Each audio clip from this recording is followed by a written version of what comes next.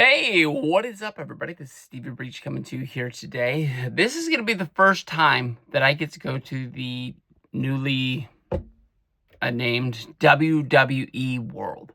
I believe it made its debut last year in Philadelphia, and it seemed like everything really changed. I know that for years when I went to WrestleMania, they did WrestleMania Access, and it was like a one chance as a wrestling fan to get close to, like, meeting the superstars, getting pictures, getting autographs. I thought that it was pretty cool that they sold those VIP tickets that were really hard to get every year, huddling around Ticketmaster complaining that you got, the screw job because of the fact that you weren't able to get a John Cena ticket or something like that. I don't know. Now with WWE World, being with Fanatics, this seems like a huge cash grab. There's no, polite way to say it. It was like they took everything that was, positive about WWE Access, and they have found a way to cash in on it. It used to be that, you waited in a line and you would meet your favorite wrestler that was up there. If you wanted to meet like a John Cena, Cody Rhodes, CM Punk, you would have to buy that premium VIP ticket. But now, like, you have to buy a picture ticket or an autograph ticket in order to meet your favorite wrestler. And the prices on those are just astronomically high.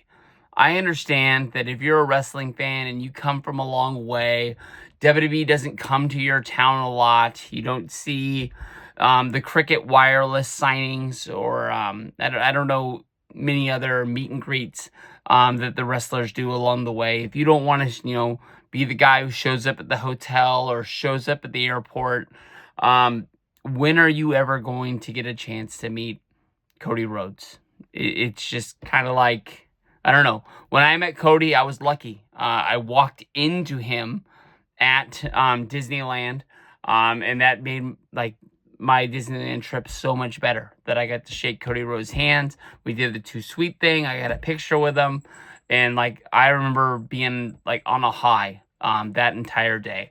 I understand, getting a chance to meet Cody would put an exclamation point on anybody's trip along the way.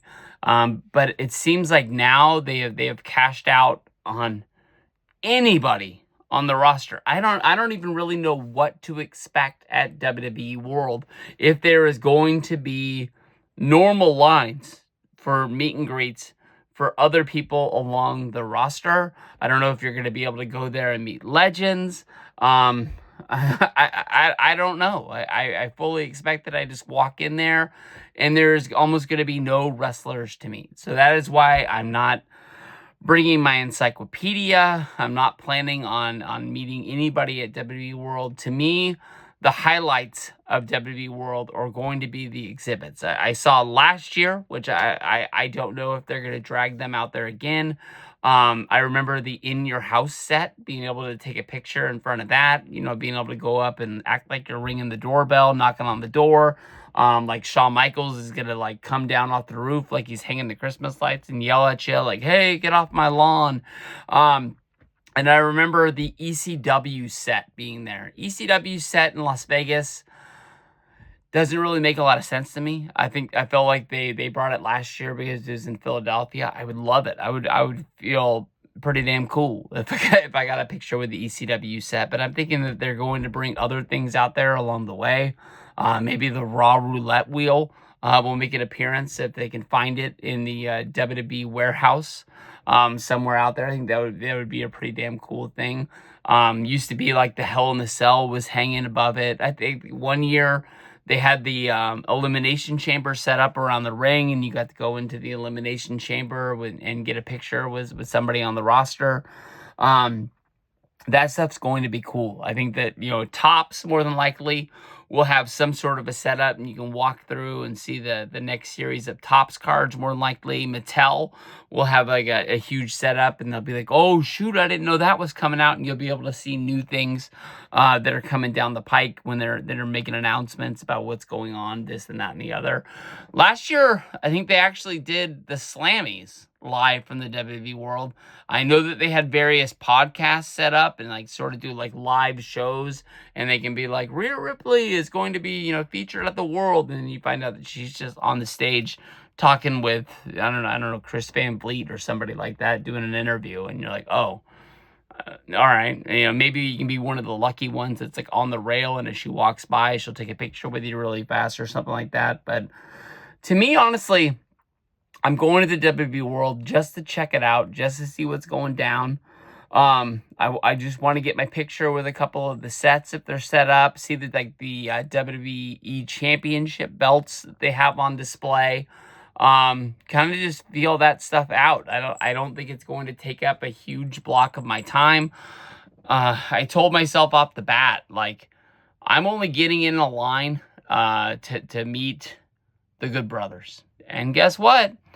They don't work there anymore. Those are like the two guys that I would have cared about, you know, standing in a line to meet them. Pretty much anybody else, it's just kind of like, it is what it is. I really enjoy WrestleCon.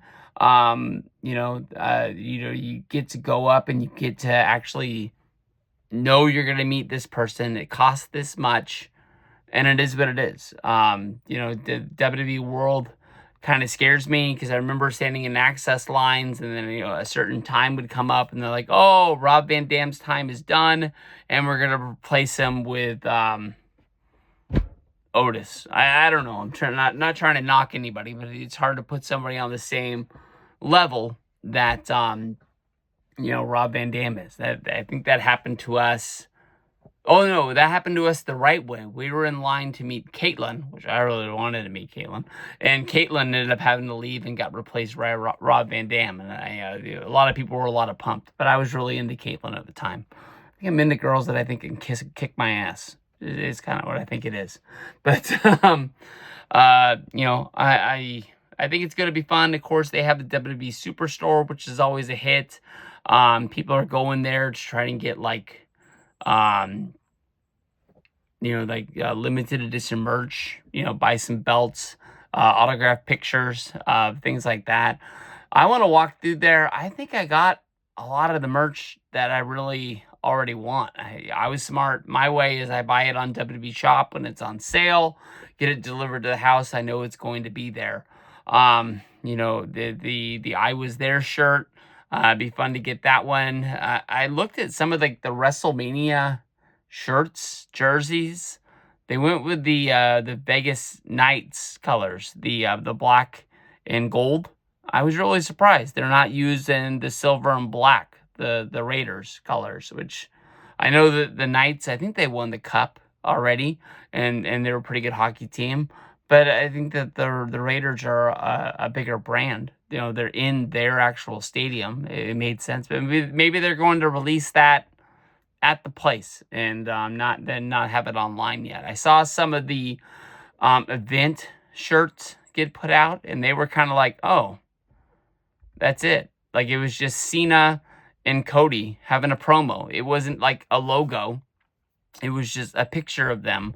And it had some stuff on the back that looked pretty cool, but not enough to really save it. It's fun to just go to a store that looks like you're in the mall, but all they have is wrestling stuff. I would love if WWE Shop was a real store. But then again, malls are dying. You can't really have a mall store like that. So I understand why you can't just walk in there and get it. But right now, you're too late. I should have made this video 2 weeks ago and warned you. But if you don't know, there is no sales at the Superstore.